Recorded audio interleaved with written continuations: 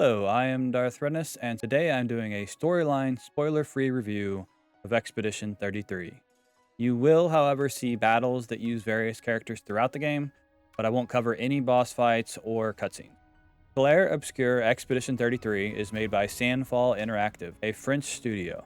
The genres are RPG, adventure, and action. Another interesting thing about the production of this game is that it was done by a small team. They partnered with a couple other companies for certain areas, but overall they had a much smaller staff than your typical major title release.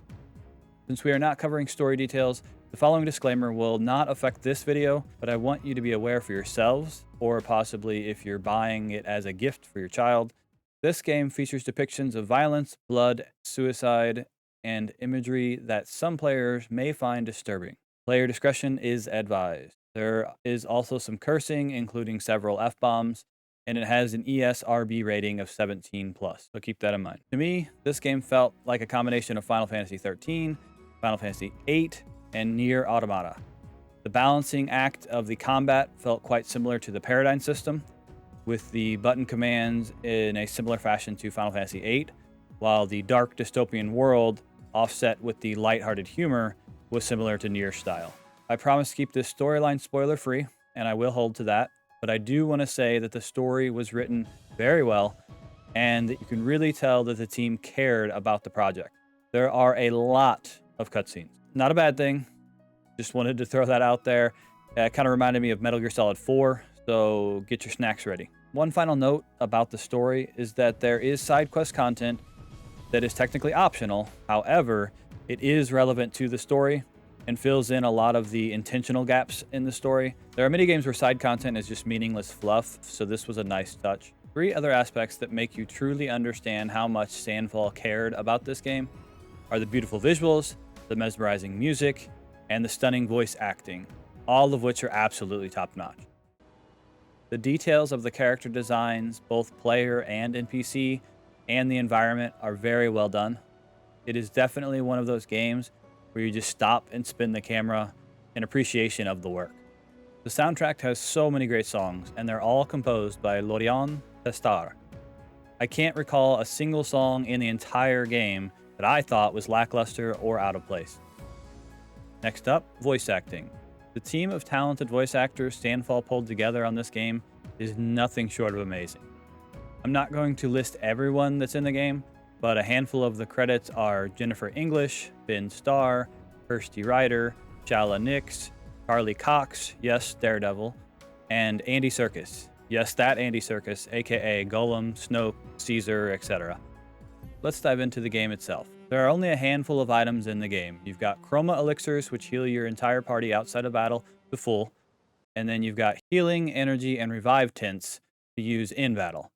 The in battle ones are all single target. Healing heals, shocker. Energy gives AP for abilities, and Revive brings an ally back from the dead. You will upgrade these over the course of the game to be more powerful and get more of them. You'll also get recoats, which allow you to respec your stats or your abilities. Expedition flags serve as your save points and allow you to upgrade your attributes and learn new skills once you've leveled up. You can also rest to max everyone's HP out and replenish all of your elixirs and tints.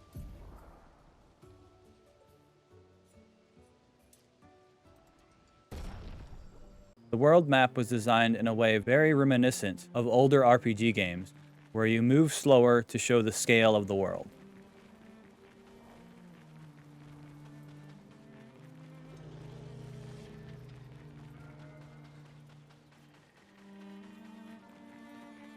You can go to your camp while free roaming the world by pressing down on the D-pad. At camp, you can speak to your party members for additional dialogue, which later in the game will lead to some side quests. There is also an expedition flag should you need it. You will get cutscenes at the campfire pretty regularly and be able to record your travels in Gustav's journal as you progress through the game. A couple more notes on exploring the continent. There is a marker on your map for the current storyline destination, but there is currently no way for you to make your own markers. Not sure if they're planning to add that in later. You will also occasionally find these waystone things that unlock shortcut bridges to travel easier when you're backtracking. There are various blocked paths that you will get access to later via your mode of transportation. You unlock, I'm not going to spoil that for you. It will evolve over the course of the game, and you'll get even more access. Next, we're going to get into the battle system of the game. You can initiate battle with R2 in order to get the first strike, or preemptive strike, as some other games call it. You consistently take advantage of this, especially if you use the L2 plus R1 to stun the mob first. In my opinion, this should have just been a stat-based factor and not required button presses. You'll get 99 out of 100 first strikes when trying. Some of you might say, then just don't do it and start the fight without it, which you can, but then you're running the chance of prolonging the fights. Not a huge deal at first, but after fighting things for a few hours, you can see where this gets old pretty fast. The general battle system is straightforward. While each character has very different styles of play, you are looking for a good flow on each character. You get AP for attacking or parrying, which you then use for skills. You want to find a good rotation for your skills that complement your other skills as well as your teammates. The timeline will show you the turn order. However, there are skills and pictos that you can use to manipulate this with. During the enemy turn, you'll be able to manually dodge or parry. Dodging has a larger window, but does not give any retaliate opportunity and does not give any AP like parry does. I practiced with dodge super early on, but then whenever I started getting consistent perfect dodges, I started to use parry. Each skill has a different AP cost associated with it. Once used, we'll get quick time event prompts to click X or A, depending on what system you're on, in order to improve the effectiveness of that move. All of this button pressing is another aspect of the game that I personally didn't take to. I got good at it because you're doing it constantly. I would have preferred a more traditional stat-based evasion system and no offensive clicks, which the offensive clicks can be turned automatic in the settings.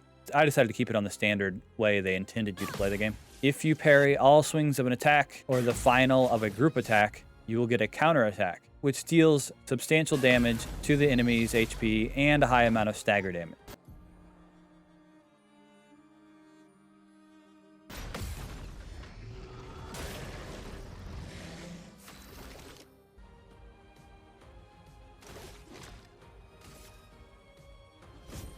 For those who come after. Free aim can be used during combat to destroy weak points of enemies and consistently hit flying enemies, which evade the majority of regular attacks and skills. Each shot will cost an AP, but you can shoot until you're out of AP and then do a standard attack afterward, which is beneficial in certain situations. Or you can shoot and then do a skill.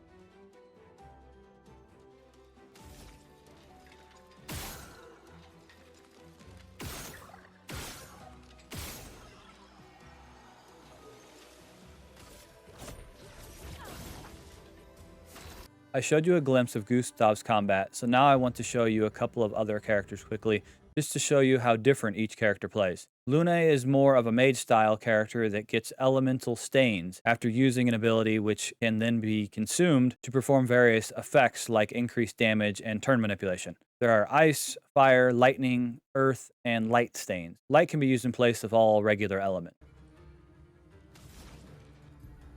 You can see that if immolation consumes an ice stain, it gets increased damage. So if we use Ice Lance first, we will then have that stain ready for immolation. As in most RPGs, each monster will have varying elemental affinities and can have weakness, resistance, nullify, or absorb depending on what you're fighting. There are also a slew of debuffs and buffs in the game.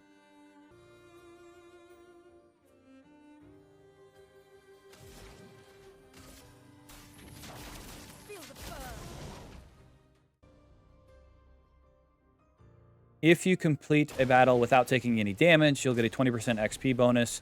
If you end up doing any grinding, it'll just speed things up, which is nice. Some enemies can start with or use abilities that can gain shields, which each block a hit.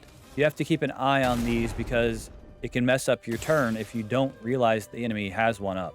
Filling an enemy's break bar and then using an attack that states it can break will stun the enemy.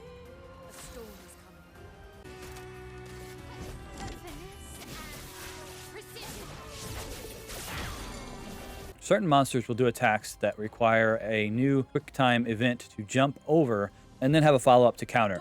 These jump attacks cannot be dodged or parried, but do have a visual cue.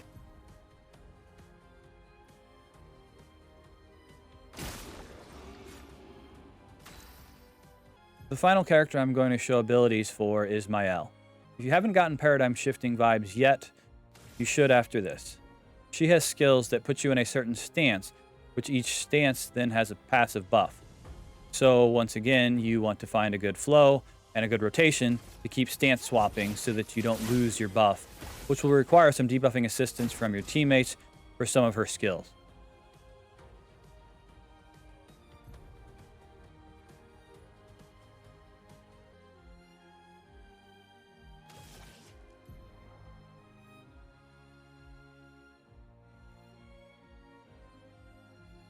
The final battle component to be added is gradient.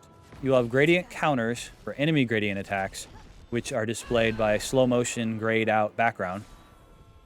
On the player side, you'll get gradient skills, which you can use via gradient charges. Your gradient charge bar will fill up by spinning AP on skills, and you'll get pictos that'll help fill this faster in other ways as well.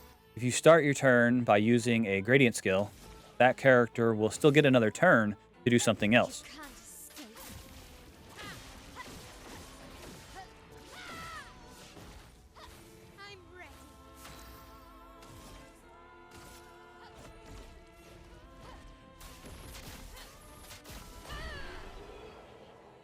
It is a good practice to complete each fight at least once, because certain fights do drop various weapons, some of which you might have already obtained, but it'll drop at a higher level, which will save you some materials. I got one weapon that was 7 levels higher than what I previously had equipped on a character. It's a good way to kind of play catch up if you're dumping all your resources into another party member. Pictos are essentially stat sticks that you can learn passives from, called Lumina, by completing 4 fights while having it equipped. This is called mastering it, and all of your characters will learn it at the same time, so you don't have to master it over and over on each character. After that, you can then have the Lumina on by using your Lumina points, but you will not get the raw stats without actually having the Pictos equipped. This is a really neat system, and you can come up with a lot of unique builds once you have mastered a lot of various Pictos. And don't worry, there are a lot throughout the game. Each Lumina has a specific cost associated with it, but you will find colored Lumina throughout the game to increase your Lumina points.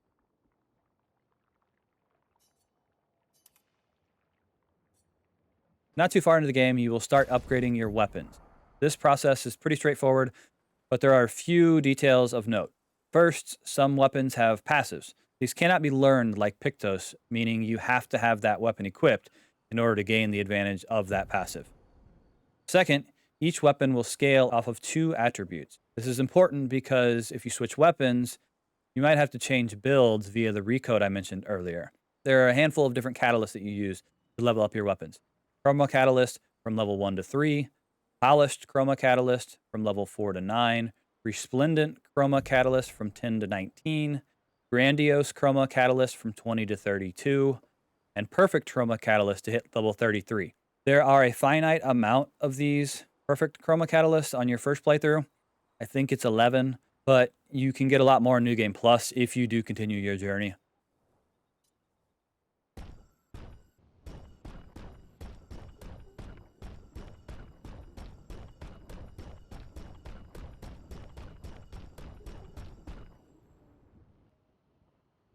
You get enough attribute points, since you get 3 per level, to max out 3 stats, meaning you can max out the 2 scaling stats of your current equipped weapon, and then a third of your choosing.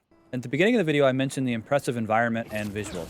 Another aspect I appreciated was their attention to stage design. In order to not make areas overly massive, they used grappling hooks, ladders, and ropes with multiple elevations to create succinct stages with plenty of loops and hidden corridors.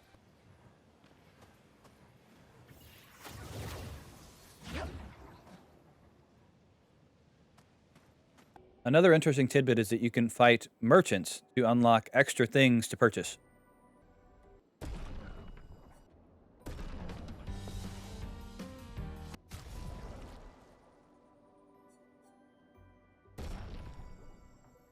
Puzzles and minigames. The main puzzles you'll come across in the game are paint cages. You locate and shoot these 3 different locks to get the reward. They're not overly complicated, just have to poke around a little bit and look in the general vicinity of the cage. This is nice because you're not having to look up guides for every puzzle you find.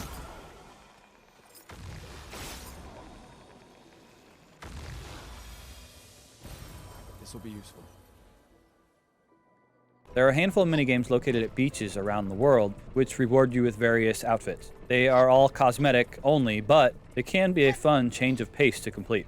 Outfits might be cosmetic only, but in this game, they actually do create a save point when swapping. This was more helpful before they added the retry function, but could still be helpful in certain situations.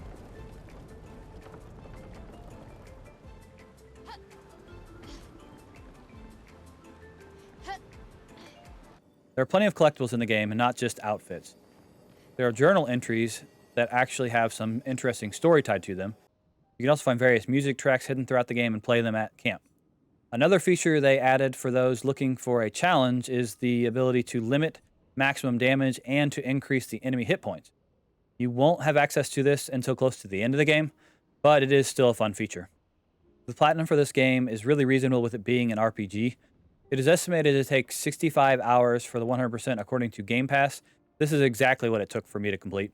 Should you play Expedition 33? I say yes. Even if you're like me and you don't end up enjoying the quick time events and battle as much as a lot of people are, it is still worth the playthrough for the story and the music. I have no doubt in my mind that this will be a contender for Game of the Year. If you have Game Pass, take advantage and play it when you get the chance. If not, retail price is $49.99, available on Steam, Epic Games, Xbox Series X and S, and PlayStation 5. Or if you're really opposed to QuickTime events, watch the cutscenes on YouTube. I think it's well worth the money, and since it's such a prominent contender for Game of the Year, it might be a while before it does hit a sale price. Thank you all for watching, like and subscribe, and until next time, tomorrow comes.